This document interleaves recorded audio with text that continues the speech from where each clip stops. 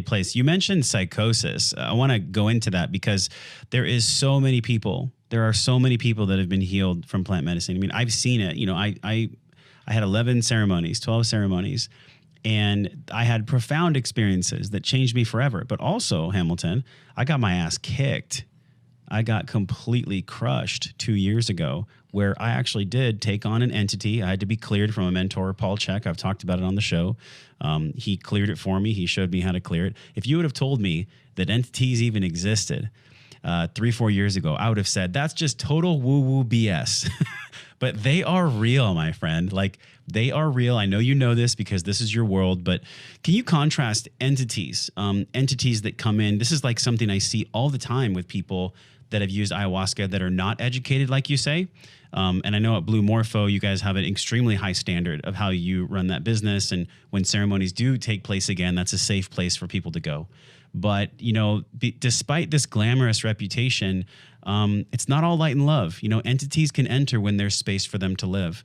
And I'm curious if you can contrast entities and entities coming in versus psychosis. Yeah, absolutely. Entities fundamentally live within the field of the collective consciousness. And I know people usually live in their own little mind bubble, and, you know, they don't understand that there's this overlap, this really incredible like Venn diagram, like the flower of life of everybody's consciousness. And fundamentally, when you go into these really open, expanded states of consciousness in plant medicine, there's kind of two openings that happen. One, you open up to the room and the people that are in the room and the practitioners, et cetera, that we've talked about. You also open up to the great mythological and evolutionary expression of the collective consciousness. And within that, all you have to do is go look at, you know, religious stories and spiritual stories, Eastern philosophical stories, and you're going to read about literally tens of thousands, hundreds of thousands of different kinds of entities that exist. And fundamentally, it's part of our collective mythology. And, you know, the modern world doesn't really relate to it very much. They have, you know, stories about it and ghost stories and things like that, but that's kind of it.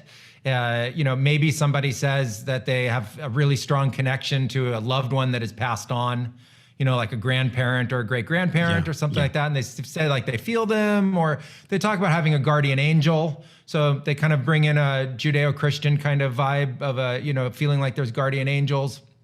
You hear about that. And then, you know, like you, I didn't believe in any of this at all until I started to experience it. And then once you experience it, it's just like, oh my gosh, what the hell inside this collective consciousness, there are more entities than there are humans doubting the entities. There are more kinds of entities than there are humans doubting the entities.